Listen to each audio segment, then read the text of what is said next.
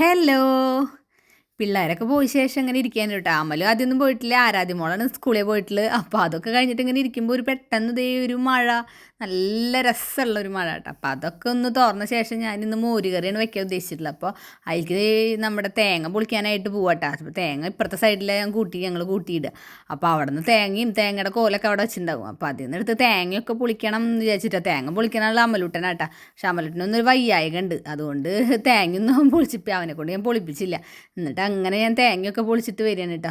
തേങ്ങ പൊളിക്കാൻ നല്ല സുഖമായിരുന്നു, കാരണം പുതിയ നമ്മുടെ തേങ്ങ ഇട്ട തേങ്ങയായിരുന്നു, പുതിയതായിട്ട് തെങ്ങ് കയറിയപ്പി. അപ്പോൾ അധികം ഇങ്ങനെ കുരുടിച്ച പോലെ ഒന്നും ഇല്ലാത്ത കാരണം നല്ല പെട്ടെന്ന് പൊളിച്ച് കിട്ടിയിട്ട ഗൈസ്. അപ്പോൾ ഞാൻ അമലുട്ടൻ പറയാ, എന്നും ഞാനാണ് പൊളിക്കാറ് ഗൈസ്, ഇതിപ്പോൾ അമ്മയെ പൊളിച്ചെന്നൊക്കെ കണ്ടിട്ട് അവരുന്നത് തള്ളണ്. അങ്ങനെ അതൊക്കെ ഞാൻ ചെയ്ത് വരുമ്പോൾ അമ്മ അവിടെ നമ്മുടെ ചെറിയ ചേമ്പില്ലേ അതിട്ടിട്ടാണ് മോരുകറി വെക്കുന്നത്. അപ്പോൾ അതൊക്കെ അമ്മ പുഴുങ്ങിയിട്ടാണ് തൊലി കളയുക. അപ്പോൾ പുഴുങ്ങിയ ശേഷം 3 ആളും കൂടി ഇരുന്നിട്ട് അത് തൊലി കളയണം കേട്ടോ. അപ്പോൾ ആദ്യമോനും തീരെ വയ്യാതെ പോവാന്ന്. അങ്ങനെ തേങ്ങയൊക്കെ ഞാനിങ്ങനെ പൊളിച്ച് സെറ്റാക്കി, ഞാൻ അതിൻ്റെ ഉള്ളിൽ തരികയല്ല കേട്ടോ ചെയ്യുക, ഞാനിങ്ങനെ കൊത്തി എടുത്തിട്ട് മിക്സിയിലൊന്ന് ക്രഷ് ചെയ്യുക ചെയ്യുക. അപ്പോൾ അതിനുള്ള പരിപാടിയൊക്കെയാണ് കേട്ടോ. അത് കഴിഞ്ഞിട്ട് ആ തേങ്ങ ഇങ്ങനെ ക്രഷ് ചെയ്യുമ്പോൾ ഇങ്ങനെ കിട്ടും. അപ്പോൾ അതിന് ശേഷം നമ്മൾ ജീരകവും പിന്നെ ഒരു ഈ ടീസ്പൂൺ കൊണ്ട് 1 ടീസ്പൂൺ കുരുമുളക് പൊടിയും പിന്നെ 3 പച്ചമുളകും പിന്നെ ചുവന്നുള്ളിയാണ് കേട്ടോ. ചുവന്നുള്ളി കുറച്ച് നന്നാക്കി അവിടെ വെച്ചിട്ടുണ്ട്. അപ്പോൾ അങ്ങനെ ഒരു 4-5 ചോള ചുവന്നുള്ളിയും ഒക്കെ ആക്കിയിട്ട് കുറച്ച് വെള്ളം ഇത്ര വെള്ളം ആക്കിയിട്ട് നമ്മൾ നന്നായി അരച്ചങ്ങനെ അങ്ങോട്ട് എടുക്കണം കേട്ടോ. അങ്ങനെ അരച്ചെടുക്കുമ്പോൾ സൂപ്പറായിട്ട് അത് അരഞ്ഞങ്ങനെ ഇങ്ങനെ വരും, നല്ല സൂപ്പറായിട്ട് അരഞ്ഞ് വരും. അവർ ഇങ്ങനെ ഉണ്ടാക്കി വെച്ചിട്ടുള്ളത് നമ്മുടെ കുഞ്ഞിച്ചേമ്പ് കേട്ടോ. ആ സമയത്ത് മോരുകറി വെക്കാൻ നോക്കിയിട്ട് ഗൈസ് മോരില്ല. അപ്പോൾ ഞാൻ പറഞ്ഞിട്ടുണ്ട്, അമൂല് വയ്യായ കുറവുണ്ടെങ്കിൽ അമ്മ ഓരോന്ന് വാങ്ങിച്ചിട്ട് വാടാന്ന് പറഞ്ഞപ്പോൾ ശരി അമ്മ ഇപ്പുറത്ത് തൊട്ടപ്പുറത്തല്ലേ എന്നിട്ട് മോര് വാങ്ങിക്കാൻ പോയിട്ടാ. അങ്ങനെ നമ്മുടെ ആ ചേമ്പ് നന്നാക്കി വെച്ചേലേക്ക് മഞ്ഞപ്പൊടിയും ഉപ്പും കുറച്ച് വെള്ളവും ഒക്കെ ഒഴിച്ചിട്ട് വേപ്പിൻ്റെ ഇലയൊക്കെ ഇട്ടിട്ട് നമ്മൾ വേവിക്കാൻ വെച്ചു. അത് വേവിക്കാനല്ല ഒന്ന് തിളയ്ക്കാൻ വെച്ചു, കാരണം വെന്താ ചേമ്പാണല്ലോ. അപ്പോൾ അതിലേക്ക് അതിങ്ങനെ വെന്തിങ്ങനെ സെറ്റായ പോലെ ഇങ്ങനെ ആവണ നേരത്താണ് നമ്മുടെ അരപ്പൊഴിക്കുന്നുണ്ട് കേട്ടോ. അങ്ങനെ അരപ്പൊക്കെ അതിലേക്ക് ഒഴിച്ചു. എന്നിട്ട് ആ മിക്സിയുടെ ജാറൊക്കെ ഒന്ന് കഴുകിയിട്ട് ആ വെള്ളം ഒരു ചെറിയൊരു കൺസിസ്റ്റൻസിയിൽ വെള്ളം ഒഴിക്കുക.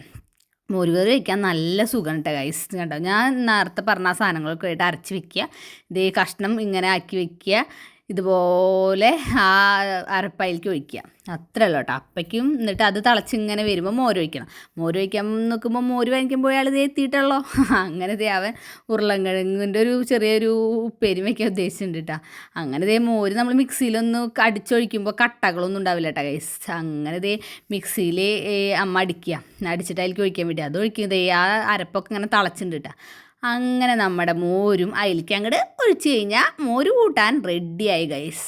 നമ്മുടെ ഗുരുവായൂർ അമ്പലത്തിലൊക്കെ കിട്ടുന്ന പോലെ സൂപ്പർ ടേസ്റ്റുള്ള മോരുകറി കേട്ടോ. എനിക്ക് മോരുകറിയിൽ ഏറ്റവും ഇഷ്ടം കുമ്പളങ്ങിയും വെള്ളരിക്കൊക്കെ ഇട്ട ആളുകളൊക്കെ മോരുകറി വെക്കും. പക്ഷേ എനിക്കിഷ്ടം ചെറിയ ചേമ്പ് ഇട്ടിട്ട് വെക്കണം മോരുകറി കേട്ടോ. അതിലേക്ക് ഇനി ഈ വറവിടണമാണ് കേട്ടോ സൂപ്പർ. കടുക് വറുത്ത് വറ്റൽമുളകും വേപ്പിൻ്റെ ഇട്ടിട്ട് നമ്മൾ അതിലേക്ക് അങ്ങോട്ട് അങ്ങോട്ട് ഒഴിക്കുക ഗൈസ്. കണ്ട ഇങ്ങനെ ഒഴിക്കുമ്പോൾ കാണാൻ എന്താ ഒരു ഭംഗി അവനെ. ഗുരുവായൂർ അമ്പലത്തിലെ മോരുകറി അല്ലാന്ന് പറയാൻ പറ്റില്ല ഗൈസ്, അത്ര ടേസ്റ്റുള്ള മോരുകറി. ഇത് മാത്രം മതി ചോറിനാൻ വേണ്ടിയിട്ട്. അങ്ങനെ ഉരുളൻകിഴങ്ങിൻ്റെ പിന്നെ ഞാൻ ഒരു ഗ്രീൻ ബീൻസ് വാങ്ങിച്ചിട്ടുണ്ടായിരുന്നു, പച്ച ഗ്രീൻ ബീൻസ്. അത് നെക്സ്റ്റ് പോയപ്പോൾ വാങ്ങിച്ചിട്ടുണ്ടായിരുന്നു. അപ്പോൾ അത് കുറച്ച് ദിവസമായിട്ട് ഇവിടെ ഇരിക്കുന്നുണ്ട്. അപ്പോൾ അതും ഉരുളൻകിഴങ്ങും കൂടിയിട്ട് ചെറിയൊരു ഉപ്പേരി പോലെ ഇങ്ങനെ സെറ്റാക്കാൻ വേണ്ടിയിട്ട് ഉരുളൻകിഴങ്ങ് പുഴുങ്ങാടട്ടാ. ഇങ്ങനെ പുഴുങ്ങിയ ശേഷം ഇങ്ങനെ മുറിച്ചിട്ട് ഇങ്ങനെ പുഴുങ്ങിയ ശേഷം അതെടുത്തിട്ട് തൊലി കളഞ്ഞിട്ട് നമ്മൾ ചെറുതായിട്ട് അരിഞ്ഞെടുക്കണം കേട്ടോ ചെയ്യുക. ഇങ്ങനെ അതാണ് ഞങ്ങൾ ഇവിടെ ചെയ്യാറ്. അങ്ങനെ ഇങ്ങനെ ഈ ഫ്രോസൺ ഗ്രീൻ ബീൻസൊക്കെ എടുത്ത് ഞാൻ കഴുകുക. അപ്പോൾ അതിൽ ഐസ് വിടാൻ വേണ്ടി ഞാൻ രാവിലെ തന്നെ എടുത്ത് പുറത്തേക്ക് വെച്ചിട്ടുണ്ടായിരുന്നു. അങ്ങനെ അതൊക്കെ നമ്മളൊന്ന് കഴുകണം, ചെറിയൊരു പശ പോലെ ഉണ്ടാവും. അപ്പോൾ അതൊക്കെ നല്ല വൃത്തിയിൽ നമ്മൾ കഴുകി സെറ്റാക്കണം. അങ്ങനെ അതൊക്കെ കഴുകി ഗ്യാസുമ്മയ്ക്കൊക്കെ വെച്ച് അതിന് തിളച്ച് ചെറുതായിട്ടൊന്ന് വെവ്. അത് തന്നെ ഫ്രോസണിൻ്റെ ഗ്രീൻ ബീൻസിന് അധികം വെവൊന്നുമില്ല കേട്ടോ. എന്നാലും അതൊന്ന് തിളച്ചൊന്ന് വെന്ത് വരണം.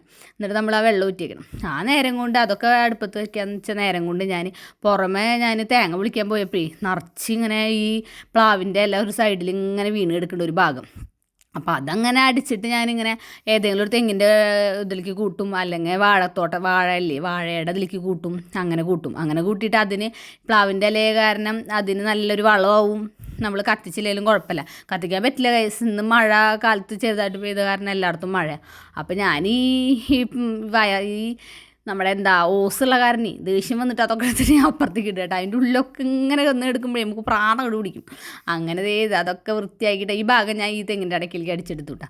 അങ്ങനെ ഇപ്പുറത്തെ ഭാഗം ഞാൻ ഈ വാഴയുടെ കൂട്ടത്തിലേക്ക് അടിക്കുക. അപ്പോൾ അതിനൊരു നല്ല വളവും അങ്ങനെ വാഴ തന്നെ അലിഞ്ഞ് മഴയൊക്കെ ഉള്ളതല്ലേ നന്നായി അലിഞ്ഞ് വളമായിക്കോളും, സൂപ്പറായിട്ട് വരും. അപ്പോൾ അവിടെയുള്ള സാധനങ്ങളൊക്കെ മാറ്റി ഒന്ന് വൃത്തിയാക്കുക. നമ്മൾ ഒരു ഇന്നടിച്ചിട്ട് കഴിഞ്ഞാൽ ഇപ്പോൾ ഉച്ച തിരിയുമ്പോഴേക്കും വീണ് തുടങ്ങിയിട്ട് അവിടെ ഒരു പ്ലാവുണ്ട്. ആ പ്ലാവ് ചക്കയൊക്കെ ഉണ്ടാവും, പക്ഷേ ചക്ക ഉണ്ടാവും ഈ മഴക്കാലമൊക്കെ കഴിഞ്ഞിട്ട് ലാസ്റ്റിലേക്ക് ഉണ്ടാവും. അത് ആ ചക്ക കിട്ടുമ്പോഴേക്കും ആ ചക്കയുടെ ഉള്ളിലൊക്കെ നമ്മുടെ ഒരു കുരുവിനൊക്കെ ഒരു മുള വന്നിട്ടുണ്ടാവും. അതുകൊണ്ട് ആ പ്ലാവിനെ കൊണ്ട് വലിയ ഉപകാരമൊന്നും ഇല്ലെങ്കിലും ഇതാണ് ഉപകാരം. അവിടെ എന്തൊക്കെയോ മുളച്ചിങ്ങനെ നിൽക്കുന്നുണ്ട് ഗൈസ്. അങ്ങനെ ഉരുളൻകിഴങ്ങും ഗ്രീൻ പീസൊക്കെ സെറ്റായപ്പോൾ അതിലേക്ക് പച്ചമുളകും പെരിഞ്ചീരകം കൂടി ഇങ്ങനെ ചതച്ച് വെക്കൂട്ടാ. ഇതാണ് കാച്ചെടുക്കുക. അപ്പോൾ അങ്ങനെ വെളിച്ചെണ്ണയൊക്കെ ഒഴിച്ച് നമ്മൾ പച്ചമുളകും പെരിഞ്ചീരകം ചതച്ചതൊക്കെ നമ്മളത് അതിലേക്ക് ഇങ്ങനെ ഒഴിച്ചു കൊടുക്കണം കേട്ടോ. അതിലേക്ക് അതിലേക്ക് ഇട്ട് കൊടുക്കുമ്പോൾ അതിങ്ങനെ അതൊന്ന് മൂത്ത് വരുന്നിട്ട് വേണം നമുക്ക് മുളകും പൊടി ഇടാൻ. മൂത്ത് വന്ന ശേഷം മുളകും പൊടി ഒരു 1.5 സ്പൂൺ മുളകും പൊടി ഇട്ട് അതൊന്ന് ബ്ലാക്കും അല്ല റെഡും അല്ലാത്ത കളറിലേക്ക് വരുമ്പോൾ നമ്മളിത് പൊട്ടറ്റോ ഒക്കെ നന്നാക്കി ഇങ്ങനെ വെച്ചിട്ടുണ്ട്. പീലൊക്കെ ചെയ്തിട്ട് പൊട്ടറ്റോ പീലൊക്കെ എടുത്ത് പീൽ ചെയ്തിട്ട് ഇങ്ങനെ അരിഞ്ഞ് വെച്ചിട്ടുണ്ട്. അത് നമ്മളിത് ഈ റെഡ് കൂട്ടിലേക്ക് അങ്ങനെ അങ്ങോട്ട് ഇട്ട് കൊടുക്കുക കേട്ടോ. അങ്ങനെ അതിട്ടിട്ട് അതൊക്കെ നമ്മളിങ്ങനെ നന്നായി മിക്സ് ചെയ്ത് വെക്കണം. ഇത് നമ്മൾ പൊട്ടറ്റോ പുഴുങ്ങിയിട്ട് പീൽ ചെയ്തിട്ട് ഇങ്ങനെ അരിഞ്ഞെടുത്തതാണ്.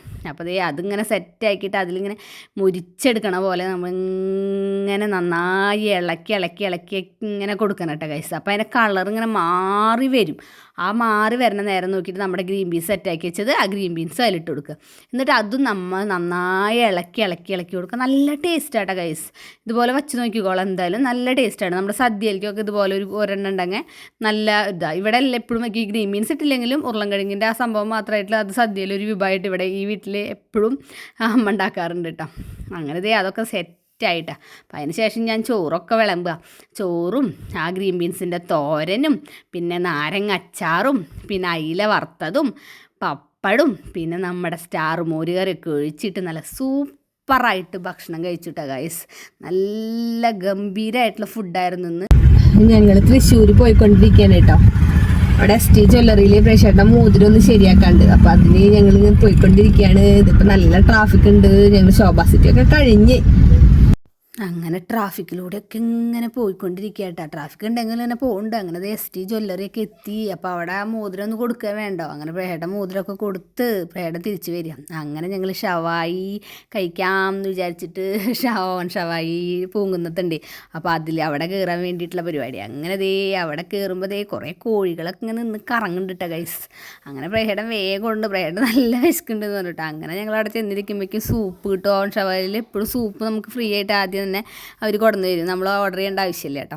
അങ്ങനെ അവിടെ അധികം പേരൊന്നും ഉണ്ടായിരുന്നില്ല. ഒരു ചെറിയൊരു ഫാമിലി മാത്രം കുട്ടികളായിട്ടുണ്ടായിരുന്നു കേട്ടോ. അങ്ങനെ സൂപ്പറാണ് കേട്ടോ. ഈ ഓവൻ ഷവായ കുന്നംകുളത്തും തൃശ്ശൂരും ഒക്കെ ഉണ്ട് കേട്ടോ. അപ്പോൾ എല്ലായിടത്തും ഒരേ ടേസ്റ്റ് തന്നെ, നല്ല ടേസ്റ്റ് ഉണ്ടാവും. ഫുഡിന് നല്ല സൂപ്പർ ഫുഡാവുക.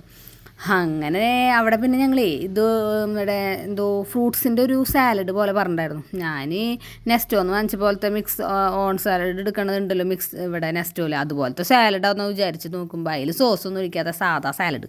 അപ്പോൾ വെറുതെ ഫ്രൂട്ട്സ് അരിഞ്ഞിട്ട് ലെമനും കുരുമുളകും പൊടി മാത്രം വെച്ചിട്ടുള്ളത്.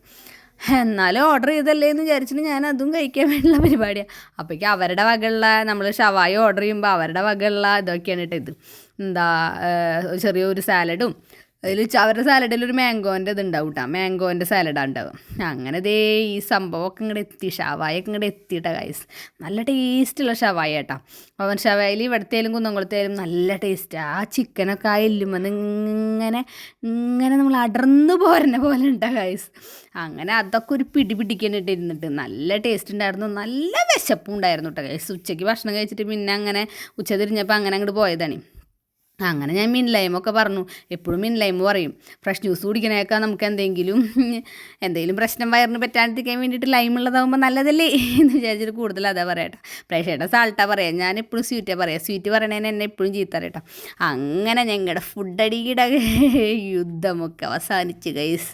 അങ്ങനെ ഞങ്ങളിത് അവിടെ നിന്നൊക്കെ ഇറങ്ങിപ്പോരുമ്പോൾ ഞാൻ ഐസ്ക്രീമൊക്കെ കാണിച്ചിട്ട് പ്രേട്ടനോട് പറയായിരുന്നു കേട്ടോ. പ്രേട്ട ഐസ്ക്രീമൊക്കെ ഉണ്ട് കേട്ടോ, വേണമെങ്കിൽ വാങ്ങിച്ചോ എന്നൊക്കെ പറയട്ടെ. പ്രേട്ടനോട് വാങ്ങിച്ചോന്ന് എടുത്തോ എന്നൊക്കെ പറഞ്ഞിട്ടോ ഗൈസ്. ഞാൻ വേണ്ടാന്ന് പറഞ്ഞിട്ട് പോകുന്നതാണ് കേട്ടോ.